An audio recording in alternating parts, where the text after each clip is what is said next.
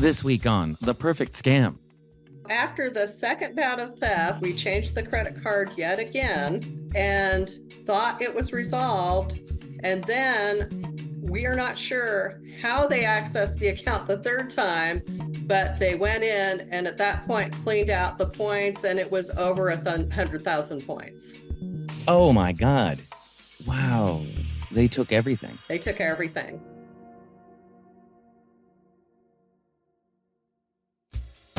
Welcome back to The Perfect Scam. I'm your host, Bob Sullivan. For many families, travel is the only time they get to really spend quality time with each other. Getting away to somewhere different, somewhere exotic, or just somewhere relaxing, away from all the distractions of daily life, just being together, well, that family time is precious. But let's face it, travel isn't cheap. So many of us put a lot of energy into piling up reward points all year long, with credit cards, with work travel, so we can have that precious 2-week trip. It can feel a lot like a game, but points equal family time. And you might be surprised to learn that for criminals, points can equal money.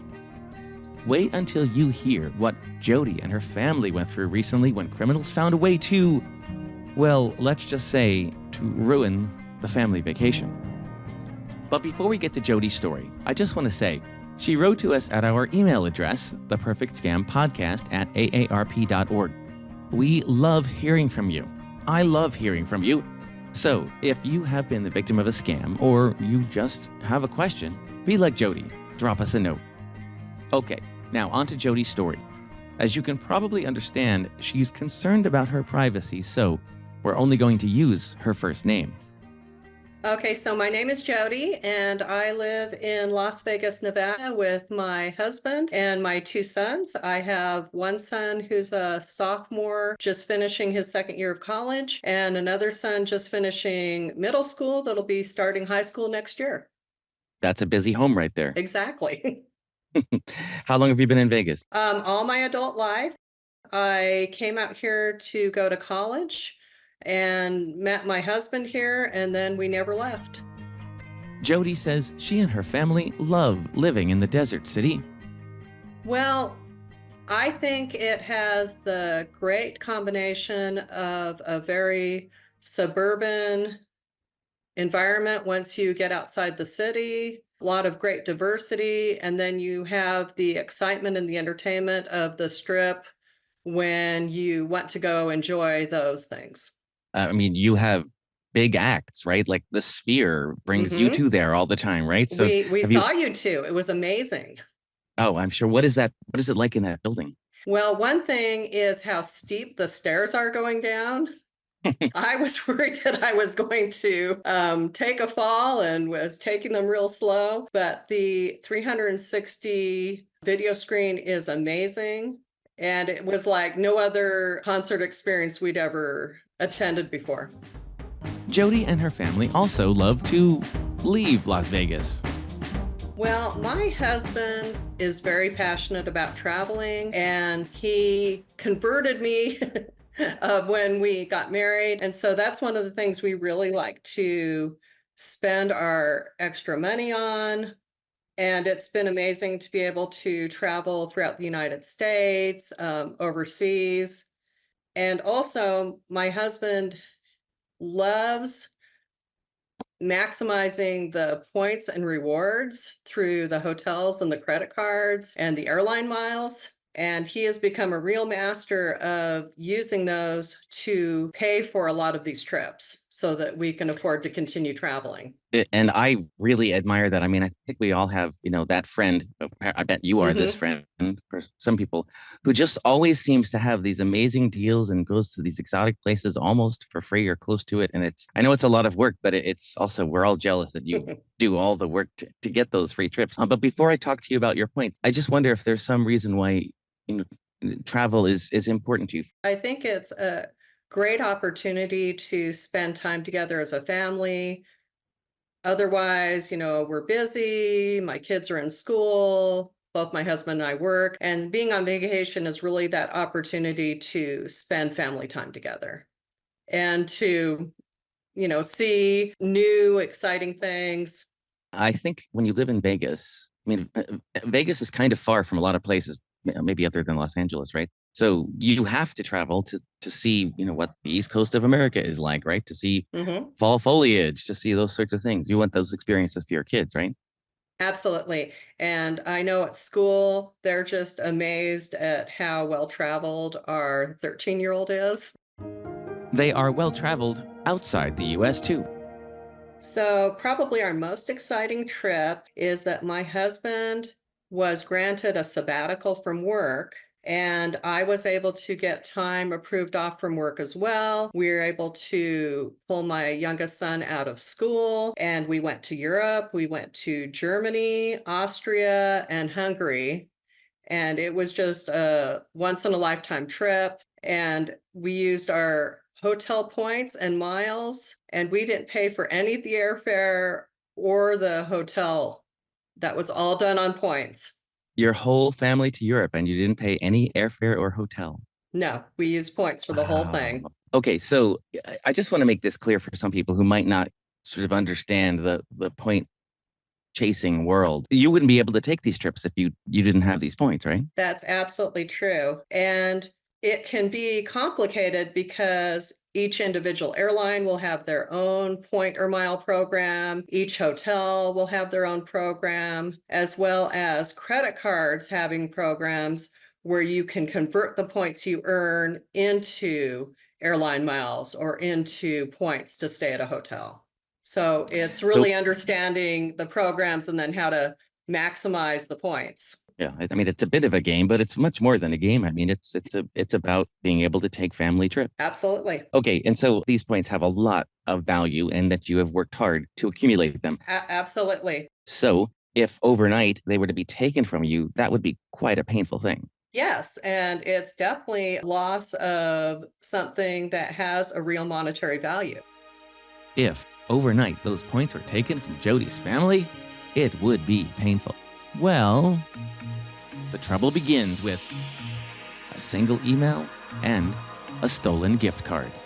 Right. So in December, my husband just happened to check the email account that he had set up to get notifications when our points had been redeemed and noticed that there was a redemption that he had not authorized to purchase an Apple gift card using the points. So he gets a warning Mhm. Yeah, somebody's gotten a gift card from with your points. right. So not only can you use these points for travel, but you can also redeem them for gift cards online, which is not something we ever do personally. So he immediately called Chase's fraud department. After a lengthy conversation with them, they assigned him a verbal password to his account. Someone had enough of his personal information that they were able to call Chase and impersonate my husband and gain access to the account. The criminals are able to cash in a few thousand points and get a gift card for a couple $100. But it's not that big a deal. Chase immediately restores the points and the fraud department issues them a new card. So Jody hopes that'll be the end of it. It is not. Before we even received the new credit card, my husband received a text saying that there is a purchase at Target, and this was an out-of-state Target for a high dollar amount. Did you authorize this purchase? And so he was thinking this is more fraud. And when the text asked him to give him the code that you're going to receive on your text to verify your identity so that we can cancel this transaction, he went ahead and gave them the code. Mm. And then, And this was a straight credit card transaction, right? right. It wasn't a points thing. Okay, yeah. So then he, not shortly after that happened, he noticed that there was another redemption for more electronic gift cards out of the account with our points. Oh boy. So you haven't even gotten the new card yet. Now you realize that they're rating your points. Exactly. So he called Chase Fraud again, learned to his dismay that The text he responded to was very cleverly designed text, almost identical to other text messages he had received in the past from Chase, but definitely sent to him by a criminal, not Chase Bank. They were bypassing that two-factor authentication this way, right? Exactly. Oh, So, no. The criminals needed to overcome the bank's two-factor authentication challenge, so they did that with a text message pretending to be the bank. Still, so far, the criminals have stolen a relatively small number of points and made a fraud purchase. Another call to the bank fixes that. But so after the second bout of theft, we changed the credit card yet again and thought it was resolved. And then we are not sure how they accessed the account the third time, but they went in and at that point cleaned out the points, and it was over 100,000 points. oh my God. Wow. They took everything. They took everything. Another new credit card doesn't fix the problem. And this time, the criminals managed to steal every last travel point in the family account. Just for instance, what can you do with 100,000 points? So, I mean, that would have purchased plane tickets for our entire family, or those points could have been converted to hotel points and we could have stayed for a week at a hotel. So they didn't just steal a bunch of points, they stole a whole family vacation from you. Exactly.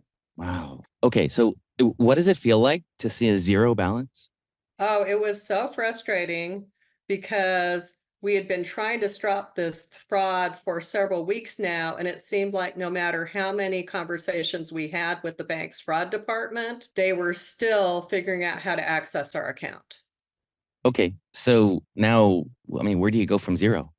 So we were very fortunate that the bank agreed to reinstate all the points, but also very paranoid if they would be secure once we got the points restored to our account balance. Now, why would you be paranoid? I can't imagine why, Bob. God, I can't imagine. Yeah. So, okay. So, and they give you what, a new credit card? I mean, Yeah, so we were on our fourth Chase credit card. so the banks assure them with this fourth credit card that everything is fine. But Jody and her husband decide to take an extra step to make sure their account is safe. When my husband received the points back, he made the decision to transfer the points over to my Chase account because he felt like it would be more secure. And at that point, they had not accessed my account. Makes a ton of sense to me. But also at this point, I'm thinking, wow, this is a lot of trouble. It was. And we spent hours on the phone with Chase. Were you confident? Because also my brain goes right away to somewhere along the line here, you're going to lose some points, right? Now, were you confident you got everything back? We were lucky that we got everything back. Also, my husband was keeping very careful track of all the points and the redemptions at this time to make sure we did get everything back. And I wish I could tell you, Bob, that that was the end of the problems we had, but it wasn't. A few weeks go by, and then the criminals up the stakes. So things quieted down. And then in February, I received a phone call from the head of my company's IT department asking if I was trying to change my company email account password. I told him no.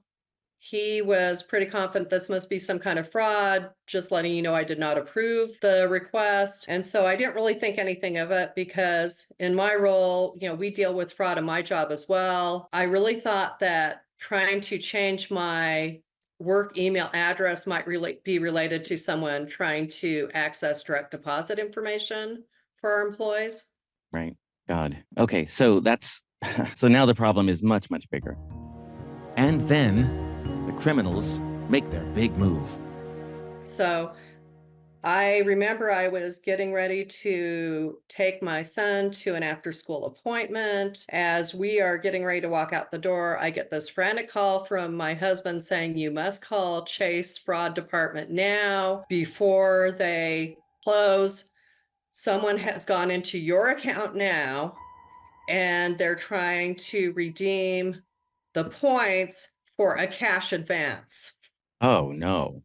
So I believe it was for $20,000, taking all the Wow. points out of the account. But somebody was trying to steal $20,000 essentially from you? Yes, for the value of our points. Oh my God. So Jody races to get Chase on the phone to prevent what could be a $20,000 theft. Oh, it was so stressful, Bob. And I remember my husband telling me just cancel our son's appointment, but I didn't want to. So I'm talking to Chase on the Bluetooth in my car as I'm driving him over there. Because again, the fraud department was going to close within an hour. If I didn't get a hold of them then, I would not be able to speak to anyone the following day. Oh God. And again, they know what they're doing. They know the timing that they choose for these things, right? Mhm. So we Man. were very fortunate that Chase was able to stop the money redemption, since I guess that goes through more checks and balances than redeeming the gift cards. But as that transaction is blocked, the criminals don't give up. So they also redeemed a couple more electronic gift cards that we had to request the points back again, as well as now making sure my account was also set up with the highest level of Chase security. So they couldn't get the big one from you, but they still got a couple of other smaller Yep, they got a transactions. couple of other smaller transactions, which again, Chase doesn't have any way to redeem that money back, as far as we know, once it's already been taken off the gift card. And then Jody assumes the criminals got angry at her and decide to have a little fun at her family's expense. Then on the same day, I think maybe this was retaliation because we stopped the cash transaction. We also got a fraud alert on a Delta American Express card, completely unrelated to Chase Bank, that someone was trying to purchase $11,000 of jewelry from a store in Pittsburgh, Pennsylvania using our account. Wow. Now you're thinking, whoever this is, they have the run of my whole personal life, right? Exactly. I was worried about what don't they have access to, Yeah, of course. and they hacked our Amazon.com account. Oh my God. What did they do with that? So, again, we were able to get the money back on our credit card, but they purchased a laptop, and also the funny part was they purchased a whole bunch of Cheetos. So I guess, all the crime was making them hungry. I guess that's funny, although it's not really funny, is it? No, Oh it's my God. Oh, but also it sort of speaks to kind of how sophomoric this group must be, right? They're Mhm. yeah. I mean, I think you're right. I think out of spite they tried this Pittsburgh thing, and then they just to show you how funny they were, they bought Cheetos. Yes. So Jody has a lot more homework to do that night, and after all this back and forth with the fraud department, she has some opinions about what the criminals were really up to. Do you have a sense that it's easier for criminals to steal points than it is for them to make fraudulent credit card purchases? Absolutely. We did not know that much about points getting stolen until we went through this experience. But Now you're an expert. Yeah. yeah, now I'm an expert, and we've learned that, first of all, the criminals like these scams because people are not as vigilant about checking their credit card points as they may Mm. be about checking their actual credit card purchases. That makes sense to me. I think most people think of the points as a sort of bonus that's kind of sitting out there. That's a nice surprise when you think about using them once a year or something. So they can rely on consumers not being as vigilant. I do agree. And also, this fraud was coming from a third-party online vendor that Chase partners with that allows their customers to purchase gift cards if they want to do that with their points. There were several instances where they did access our account, including when my points were stolen, where they never changed the password on our account or the email. So to this day, we do not know how they accessed the account, a couple of the occasions where they got back into the account and fraudulently redeemed the points. And so I think this is a big issue for these banks and airlines and hotel chains that have these programs to provide better security for their customers. Jody mentioned several times that these hacks seem to happen at night, which she thought was deliberate because they might not be detected until the following day. And also, this whole string of incidents began during the busy holiday season. Yeah, so this is taking place in December still. And so when my husband called back the second time, now he was told it would take 4 to 6 weeks to get the points back. Hmm. And apparently, Chase Bank was being inundated with similar fraud from multiple customer accounts. Okay, well, that doesn't sound good. No. And also, I think the holidays seem to be a prime time for scams. Yeah, of course, everyone's busy. Yeah. Jody spent a lot of time reading about points theft online, which she now knows is more common than most people might think, which is why she emailed us and was anxious to speak with us. I listened to the podcast and I'd never heard an episode alerting people that having credit card points or hotel points or airline miles stolen is also something you need to be concerned about and monitor. And it's not just the points on your credit card that criminals can steal. They can also fraudulently redeem your airline and hotel miles. So you need to be checking all of these accounts if you are collecting and earning these points, because they do have a real dollar value to you as the consumer, but they also have a dollar value to criminals, and they're very attractive to them to steal and find a way to monetize the points for criminal gain. Yeah, and I really do want to stress, again, these aren't points. This is essentially money for your family vacations. Yeah. These are hard-earned rewards that you've made sacrifices to pile up, and someone's taking something very valuable from you. Absolutely. This is, additional perks that you've earned from spending your money on your credit cards or for flying a particular airline or staying at a particular hotel chain. So things have calmed down. Fortunately, we have all our credit card points back. We have not had any more credit card points stolen, but there's always that worry or anticipation about when will we be targeted again. Jody and her family are, understandably, pretty paranoid now. But the good news is that after a lot of phone calls, they did get all their points back. We are very fortunate. I know there's a lot of victims that are out some real money, maybe lose all of the money they put aside for retirement. And to me, that is just heartbreaking. And I know we are so fortunate that we were able to get all of the Chase Ultimate Reward points back reinstated to our account. But I also think that may be why criminals like stealing the credit card points or airline points or hotel points, because they know that a lot of these victims will get the points back if they notice the fraudulent activity.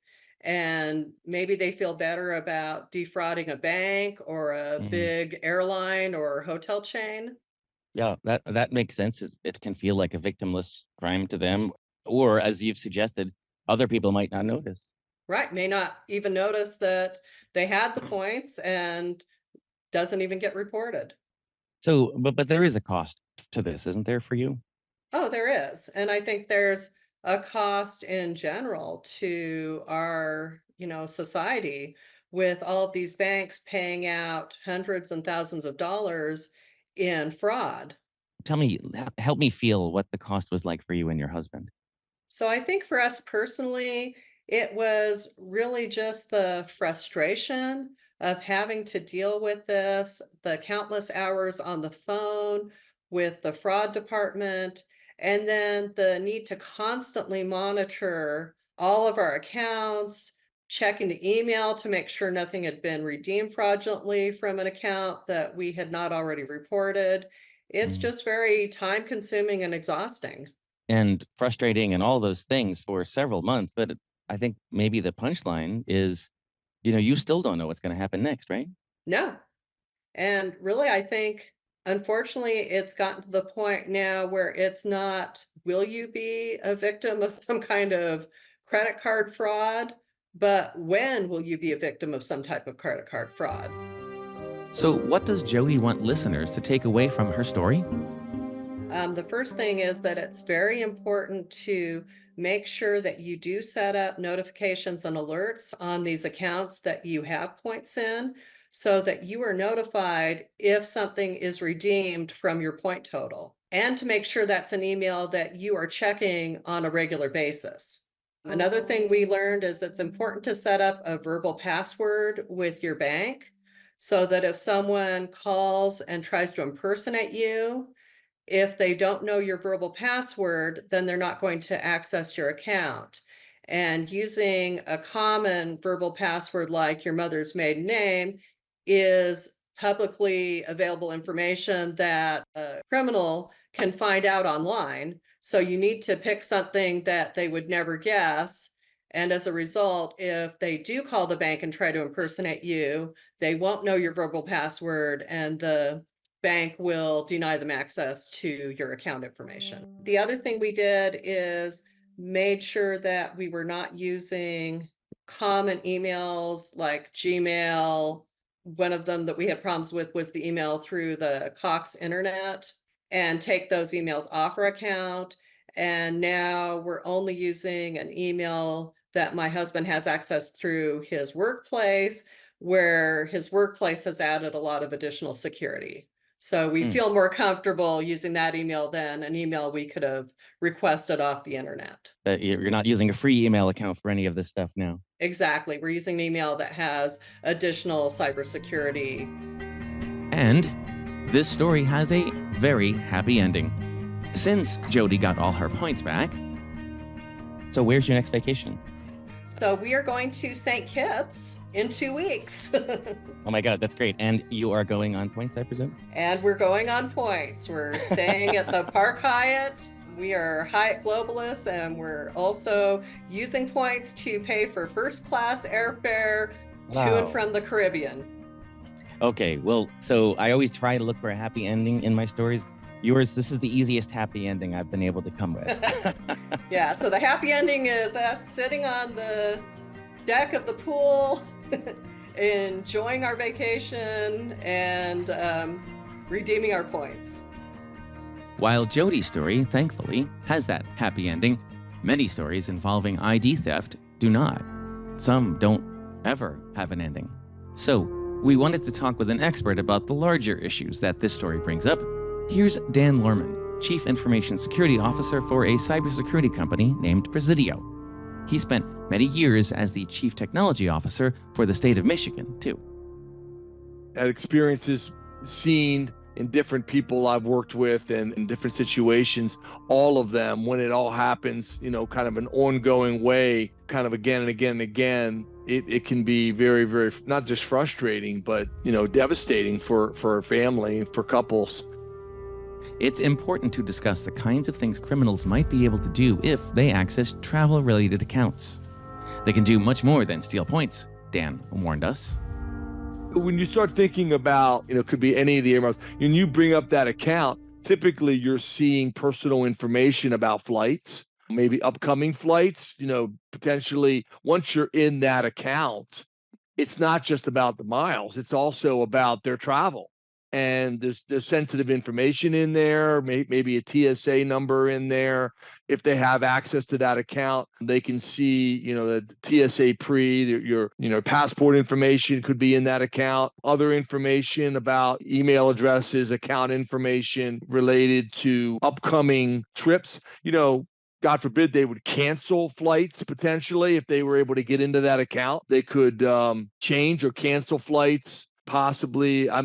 Depending on what kind of verification was needed, change addresses, possibly have refunds sent to a different address, those kinds of things.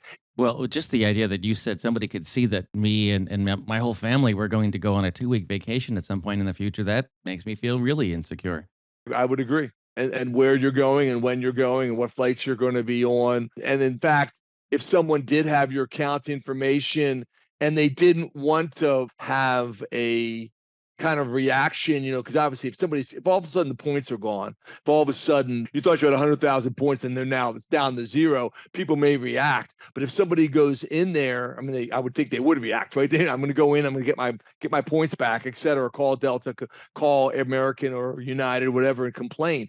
But if for whatever reason they were able to get in there and just see the information and not change anything, you may not know that they had access to your account. They may be, I hate to view it that way, but it's almost like cyber stalking. They're in there looking at what your plans are, where you're going, what you're not, what you're doing, what you're not doing. I think most people would find that even more unnerving than losing some points. The fact that somebody might be watching where they're going in an ongoing basis. I think that's really disturbing to think about.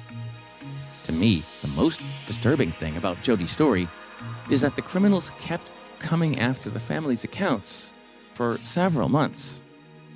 One thing to have, a fraudulent charge on your credit card or whatnot. You make a phone call. It's an annoying day, but it's over with. But this kept happening and happening and happening to them. And that's where that just feels like next level to me. And you say you've had some employees or other folks go through that. Yeah. I mean, I think the challenge of knowing when is it going to end. And then you just have this ongoing nightmare. Exactly. Even if, as a consumer, a criminal steals your rewards points just once, well, those have a real monetary value, and we shouldn't minimize that part of things. But also, yeah, and in some ways it's more than the money, right? Because I mean, money's money, but for sounds like for you, and I know for Jody, it was her family's ability to take vacations they wouldn't otherwise take. Absolutely. And it could take a long time to build up those points. They're absolutely, a lot of investment in your time and in your travel, whether you get those through credit cards or whether you get those through actually traveling, going, mileage and building those up over the years. You're absolutely right. There is emotional attachment to your point. You try and maximize, open, different as Jody experienced, the challenge of how do you maximize the points with opening up a credit card and maybe getting the bonus points, having to spend $3,000 or something along those lines to get the bonus miles, or flying. There's a wide variety of ways you can gain points. We can get them via rental cars and other things, hotel stays. So yeah, maximizing, going out of your way to ensure that when you travel that, okay, I'm getting a rental car. Do I have my Sky Miles points? Do I have my account number in both the auto rental, the car rental, and the hotel, et cetera, et cetera, et cetera. So absolutely, there's a lot of investment into that. The theft of rewards points demonstrates a broadening of cybercriminals' attacks on consumers, which we can count on going beyond credit and debit cards. I'll give you one example that jumped out at me in the last month. My wife posted something for sale on Facebook Marketplace.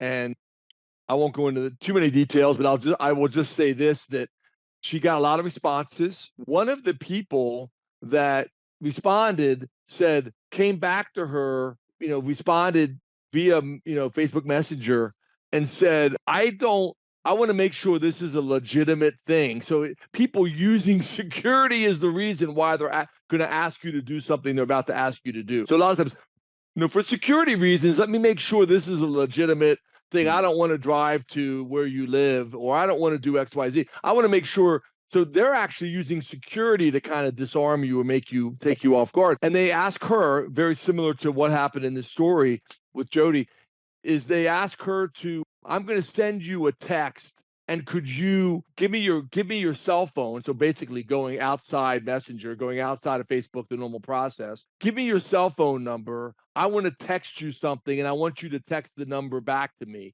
So what they were doing is they were getting her phone number. But she's like, no, I'm not going to do this. So she didn't do it. Thank God. She came and talked to me. What they were trying to do was, if they had some information about her, maybe they could have reset one of her accounts. They, by typing in the code that was sent to her phone from some account they had of hers, they could have literally reset the password and gained access into that account. So very much the same kind of thing that happened in the scenario with points. So I mean, those are the kinds of things that very sophisticated, new ways that you would not have expected to happen. It certainly wouldn't have happened, I think, a few years ago.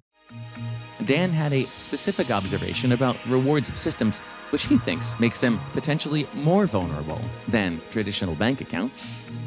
One of my pet peeves, or one of the things that I've talked about in the past, is a lot of the airlines don't have multi-factor authentication on a lot of their points systems. They use this username and password. And I think that is a major vulnerability. And also, people just might not realize that points can be stolen, or that other parts of their digital lives might be vulnerable to criminals. That's precisely why we make the perfect scam. A victim who I interviewed recently made the point to me over and over that you don't know what you don't know. Yep. And so these unexpected scenarios come up, and if they're not familiar to you, then they're not far-fetched. And so, a lot of this has to do with just being ready for anything that might happen, I suppose. Yeah, when I worked at the National Security Agency back in the 80s, and then into the 90s, that was their tagline: "You don't know what you don't know." I mean, and that line plays out so many ways in life. You really don't know what you don't know. So, yeah, if something seems awkward, something seems out of the ordinary, stop, ask questions, go back and utilize the trusted resources that you have to double check. I don't know about you, but it's hard enough to just keep all the basics secure and keep all the passwords updated. When my mind starts to wander to all the other ways that I might be vulnerable to something, it feels pretty overwhelming.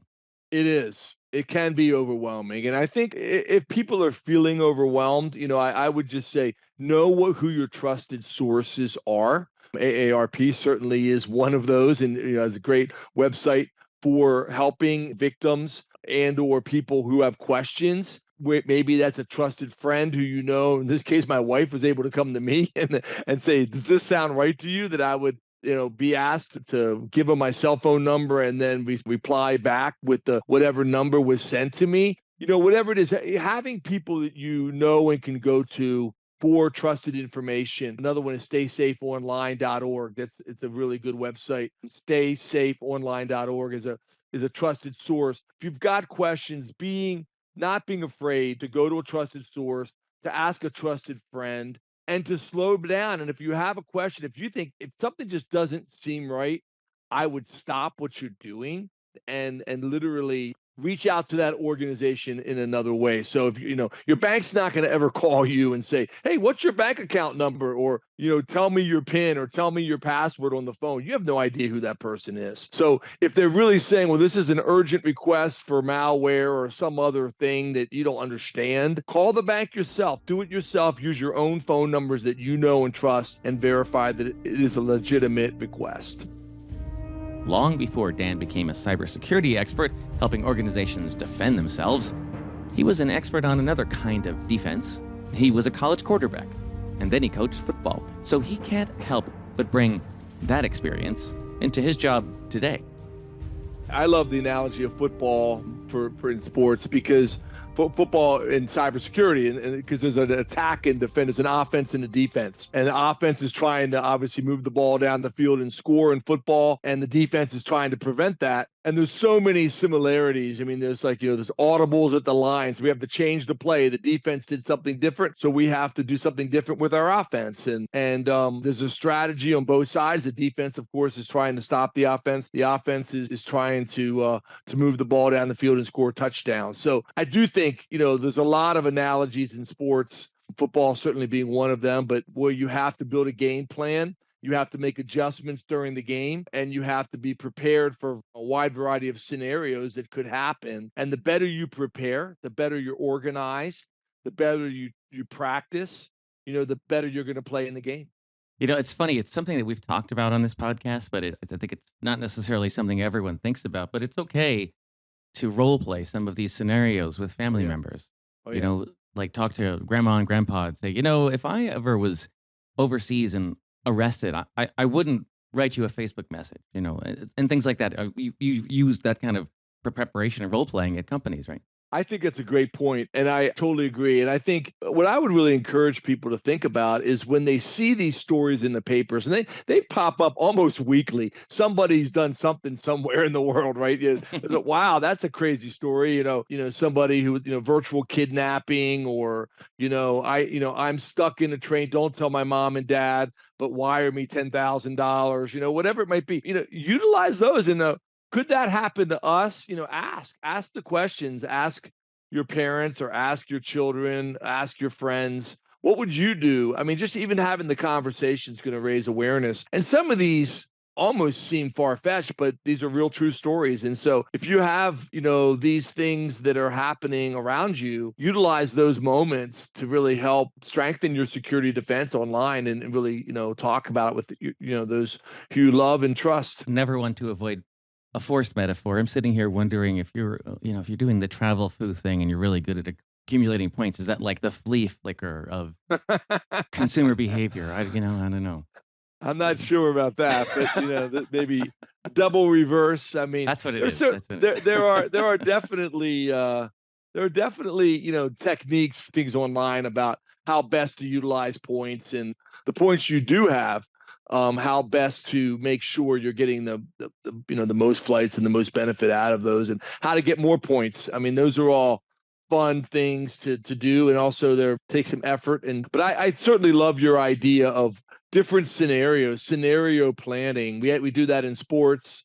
We do that at work. We think about that in government. I do a lot of work around tabletop exercises. What if this were to happen? How would you respond? Preparing in advance. Who would you need to contact? Who would you talk to? If a ransomware, that's a whole other topic for another day. But if a ransomware hit, if something happened, who all needs to be involved? How do you communicate that? You walk through those scenarios. Certainly, I think families could do that and think through some of these different scenarios and how they would respond. So, like in sports, practice makes perfect. But Dan also has some more specific advice for Perfect Scam listeners.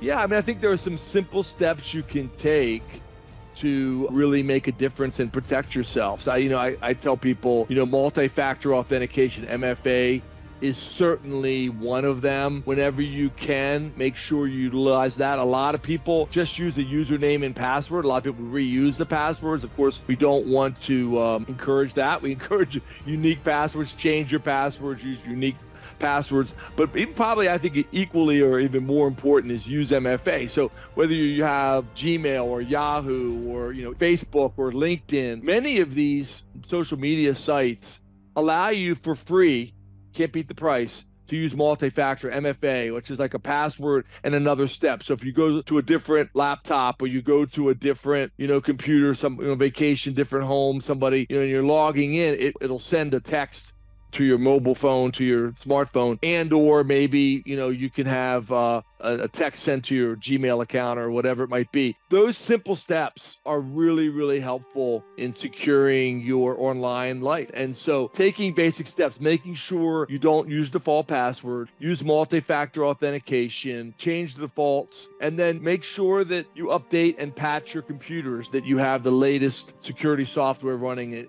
Those simple steps can help a lot. We call that cyber hygiene, but those simple steps will provide you a layer of security and protection. And then, as we said many times, Bob, throughout this whole conversation, if something seems wrong, if something seems out of the ordinary, stop, go back to those trusted sources.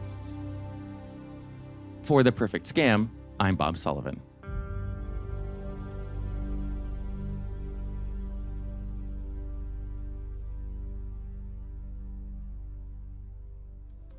If you have been targeted by a scam or fraud, you are not alone. Call the AARP Fraud Watch Network helpline at 877-908-3360. Their trained fraud specialists can provide you with free support and guidance on what to do next. Our email address at The Perfect Scam is theperfectscampodcast@aarp.org, and we want to hear from you. If you've been the victim of a scam or you know someone who has, and you'd like us to tell their story, write to us. That address again is theperfectscampodcast@aarp.org. Thank you to our team of Scam Busters, Associate Producer Annalee Embry, researcher Becky Dodson, executive producer Julie Getz, and our audio engineer and sound designer Julio Gonzalez. Be sure to find us on Apple Podcasts, Spotify, or wherever you listen to podcasts. For AARP's The Perfect Scam, I'm Bob Sullivan.